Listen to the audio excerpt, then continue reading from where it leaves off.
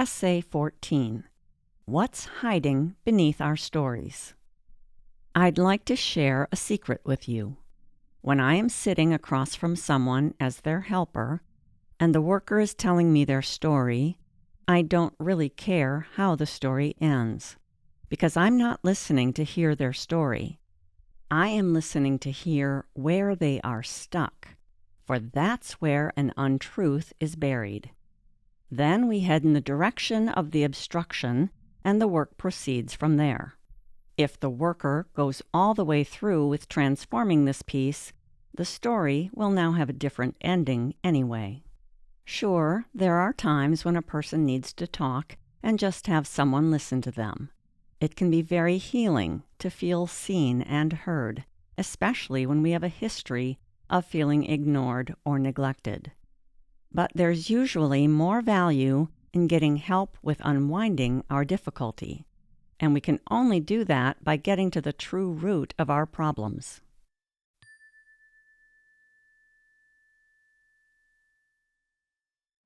The importance of aligning with spiritual laws. To unravel our problems, we must come to see where and how we are not in truth. For when we align with an untruth, we are not in alignment with divine laws. And it is only by living our lives in alignment with God's divine laws that we will find happiness.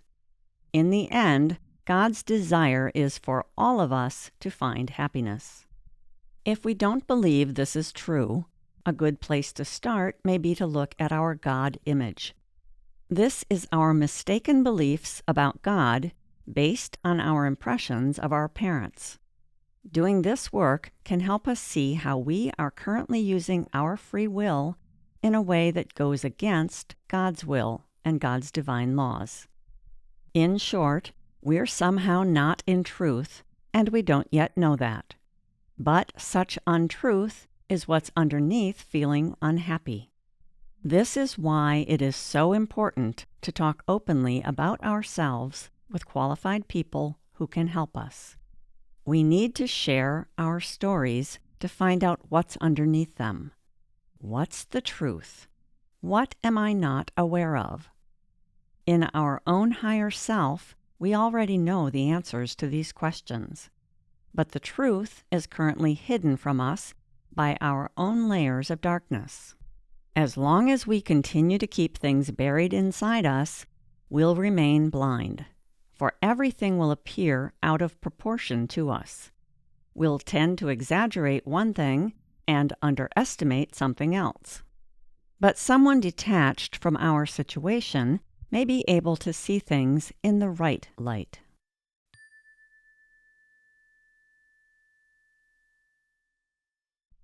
The law of brotherhood and sisterhood.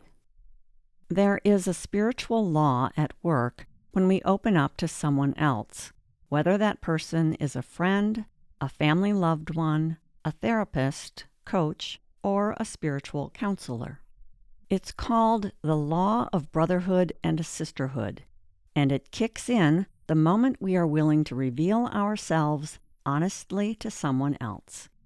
Because in that moment of letting ourselves become vulnerable, we are taking a risk and performing an act of humility. And becoming humble, as opposed to prideful, is very healing. In fact, one of the most harmful things we do to ourselves is to try to appear more perfect than we are.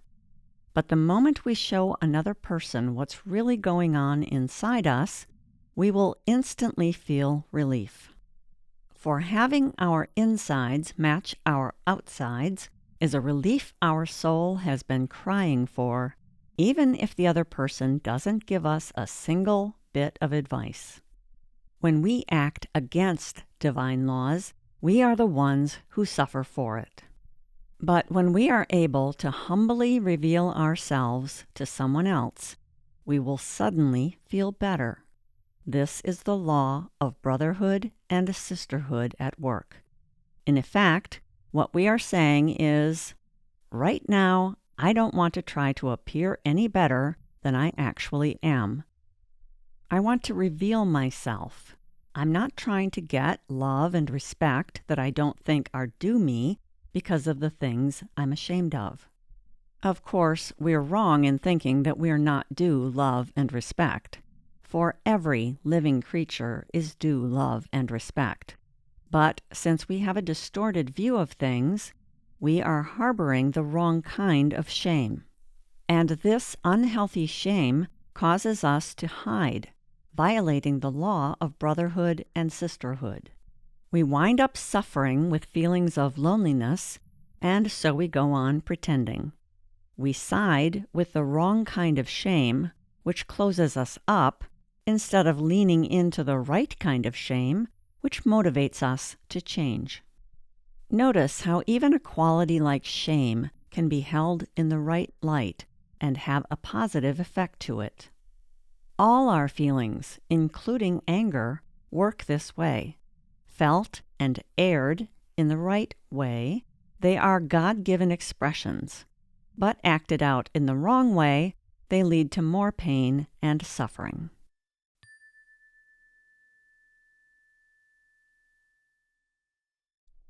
Turning to others for help. When we become ready to uncover our inner darkness and step into the light, we will be guided to find someone who can help us. And then we are the ones who have to do the talking. No one can do this for us. Yes, our self-created problems may back us so far into a corner that we'll feel we must open up to save ourselves. But still, it's our choice to take this step. We have the option to refuse to be helped, to refuse to change, and instead go deeper into our corner. We might even resent that we feel we've been pushed into a corner. But we can also choose to come out of our hiding place. We can open our eyes as well as our mouths and discover that this is what will liberate us.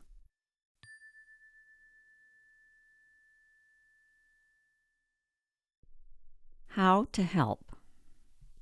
The role of being a healer can come about through whatever modality trains a person to help others. The key ingredient is that the healer clears away enough of their own negativity that they can hear and follow guidance from their own higher self. For our work as healers is to help someone uncover their own inner truth, and we can't help someone discover places in themselves that we haven't yet explored in ourselves. As healers and helpers, we are able to provide guidance to others because at the level of the higher self, we are all already connected. So when we are listening to someone's story, we are tuning our inner listening ears to hear what sounds off. For when we are sitting in truth ourselves, we can learn to pick out truth from untruth in others. The higher self, after all, is the home of our truth teller. By listening within, a skilled healer or helper, some kind of trained coach, counselor, or therapist, can hear the guidance needed to help someone clear away their inner obstacles. That's what's blocking them from knowing their own truth. It's actually a person's higher self that hires someone else to help them see what they currently can't see in themselves. The work of cleaning up our lower self, then, is always an act of our higher self.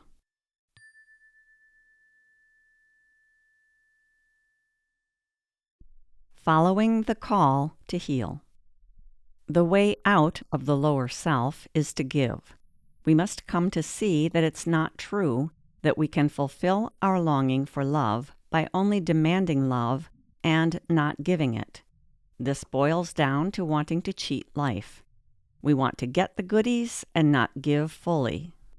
In our desire to get our way, we set limits and we strategize. We calculate and we only extend ourselves if we think it will get us love. And when that doesn't work, and it can't work, we become bitter. Due to the way we've been approaching life, we may feel that life is constantly testing us. And in a way, it is. For when we are going about things in the wrong way, life will show us that it's time to try living another way. In many ways, we are like children. We don't know what's good for us.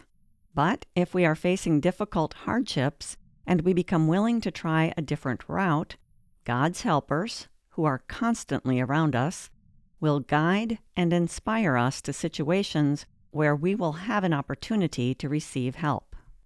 Now, here's the catch. We must use our own free will to decide whether we want to learn from them. Are we ready to open our eyes and see the deeper significance of what's happening? Or do we want to ignore this call? And make no mistake, we are being called. It's our choice whether we pay attention and summon the courage to follow this call.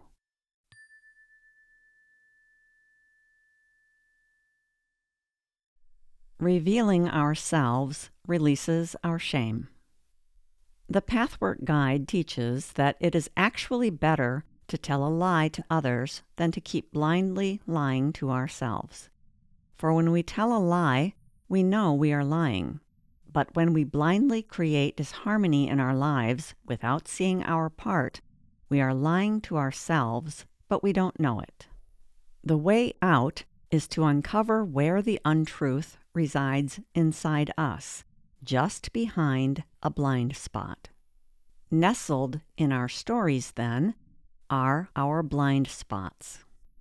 To deal with what we consciously know about and are hiding is comparatively easy. The deeper work, the more difficult work, is to unveil the unconscious currents that lie beneath them in our blind spots. And we simply cannot do this level of work alone. We also can't do it without the courage to bring into the open what we already are aware of.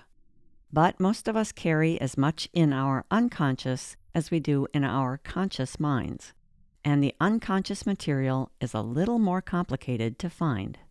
The place to start is by becoming open enough to talk with someone else about everything we know about, especially the things that disturb us. For we need to lift away the shame that is blocking our way. Without this step, we can't reach the more hidden motives and emotions. And as long as we aren't willing to dive into our own unconscious and see what we're hiding, we can't say we know ourselves very well.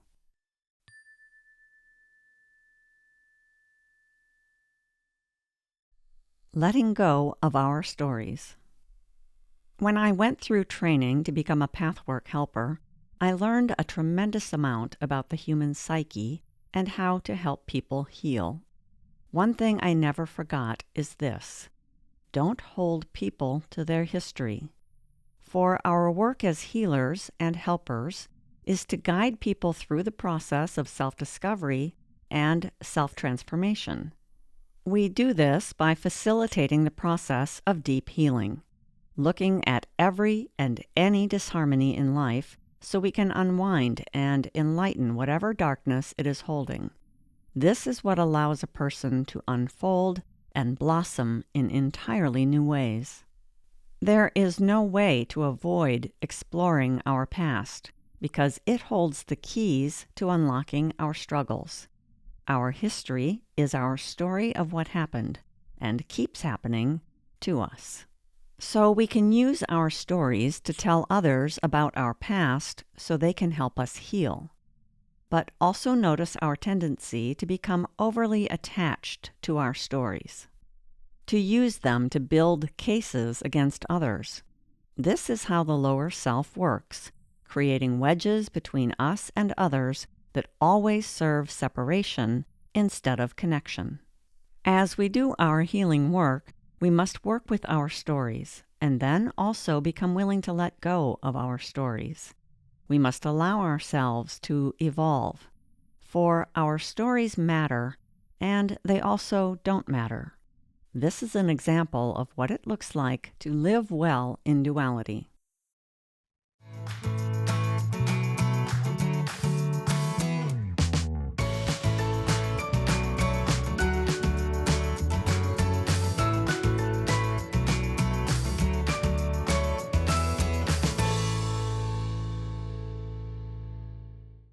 This work is copyrighted by Jill Laree, founder and manager of Finesse LLC, all rights reserved.